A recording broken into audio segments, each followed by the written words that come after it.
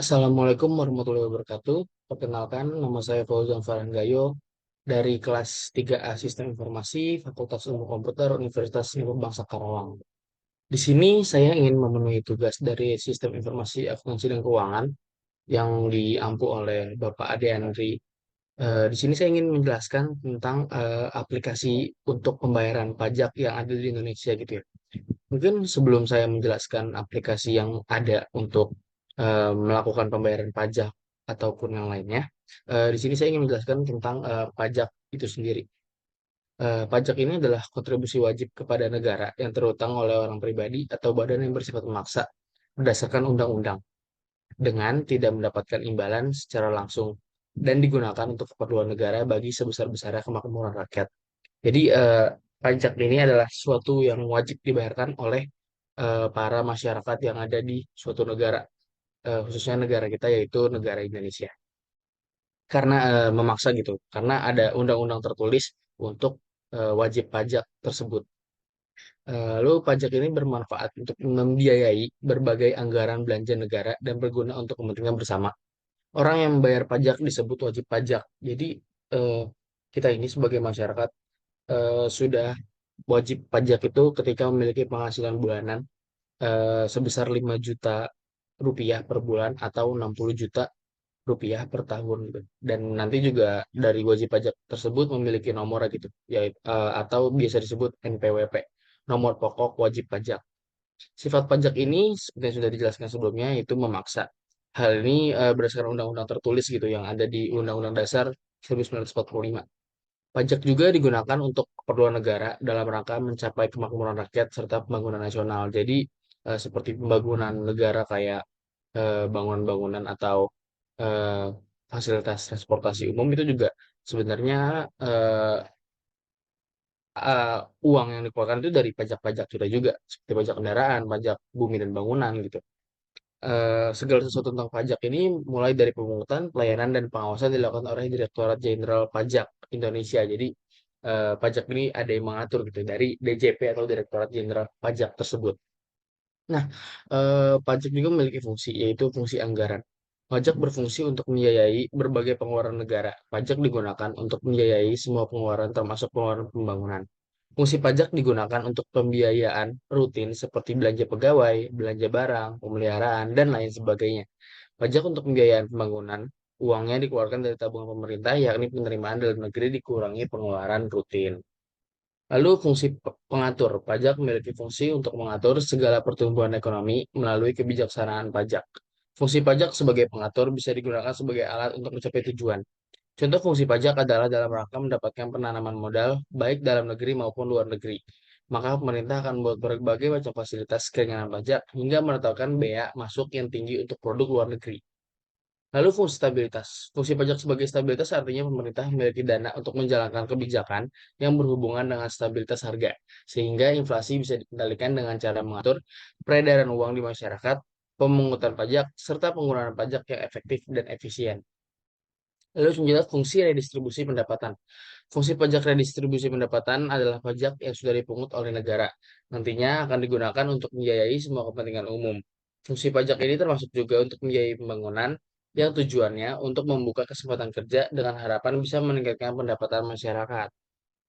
Lalu pajak juga memiliki banyak jenisnya. Yang pertama pajak penghasilan. Pajak yang dikenakan atas penghasilan yang diterima oleh individu atau badan usaha. PPN atau pajak pertambahan nilai. Pajak yang dikenakan pada setiap transaksi jual beli barang dan jasa. PBB pajak bumi dan bangunan. Pajak atas tanah dan bangunan yang dimiliki. Bea cukai, pajak atas barang impor atau ekspor. Pajak kendaraan bermotor, pajak yang dibayarkan untuk menggunakan kendaraan bermotor. Lalu aplikasi yang akan saya jelaskan di kesempatan kali ini yaitu aplikasi Sapa Warga. Jadi Sapa Warga ini saya gunakan untuk mengecek tagihan kendaraan bermotor dan juga membayar pajak dari kendaraan motor tiap tahunnya tersebut. Sapa Warga ini merupakan platform layanan publik terintegrasi yang memudahkan warga khususnya di Jawa Barat dalam mengakses informasi layanan publik dan menyampaikan aspirasi dari masyarakat Jawa Barat untuk pemerintah dan berbagai hal seperti infrastruktur, jalanan ataupun yang lainnya gitu. Mungkin segitu saja yang bisa saya jelaskan tentang pajak dan sapa warga ini. Selanjutnya saya akan jelaskan terkait fitur-fitur yang ada di aplikasi Sapa Warga dan juga bagaimana proses pembayaran pajak kendaraan bermotor di aplikasi Sapa Warga. Terima kasih.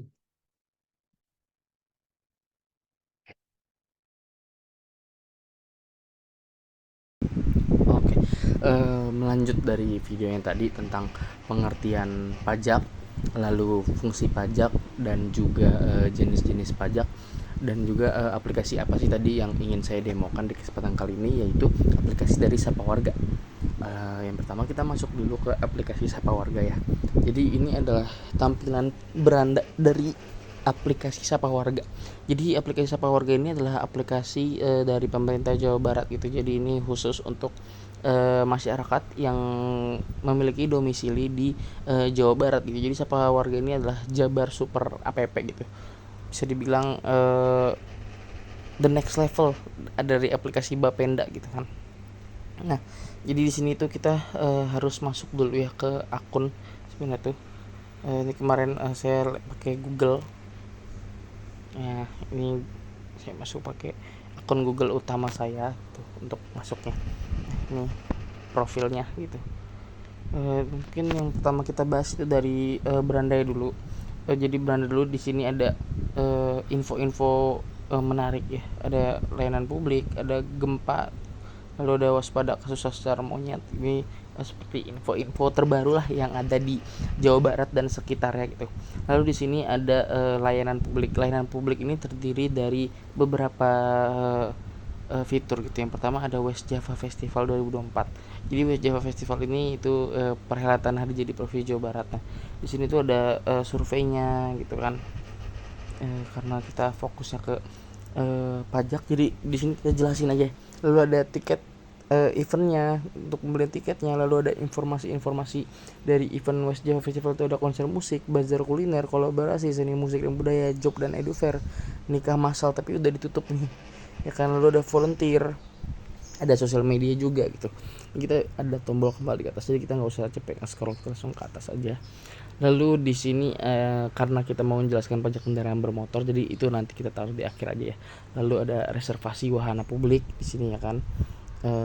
Seperti nah ini reservasi wahana publik, nanti kita isi aja gitu. Ini kan kita fokusnya ke pajak, jadi kita nanti demoinnya di pajak aja. Lalu ada gedung Pakuan nih. Gedung Pakuan ini kan merupakan rumah dinas sebagai tempat kediaman resmi Gubernur Jawa Barat gitu kan. Lalu ada layanan gedung Pakuan, ada tiket kunjungan, lokasi foto dan lokasi parkir. Kembali di sini ada lowongan pekerjaan. Jadi untuk kalian yang mencari pekerjaan, khususnya warga Jawa Barat, di sini tuh di Sapa Warga juga bisa. Di sini ada yang untuk pekerjaan gitu kan. Tuh, banyak di sini. Ya, tuh banyak, ada pelatihan juga ya kan di sini di bawah nih. Kita balik aja karena kita fokus ke pajak itu. Terus ada aduan warga nih, kayak untuk kalian kalau punya keluh kesah di Jawa Barat gitu kan. Lalu ada aduan penyiaran kayak radio gitu, ini nomor darurat. Kayak ada inilah Basnas apa 129 gitu, banyak di sini.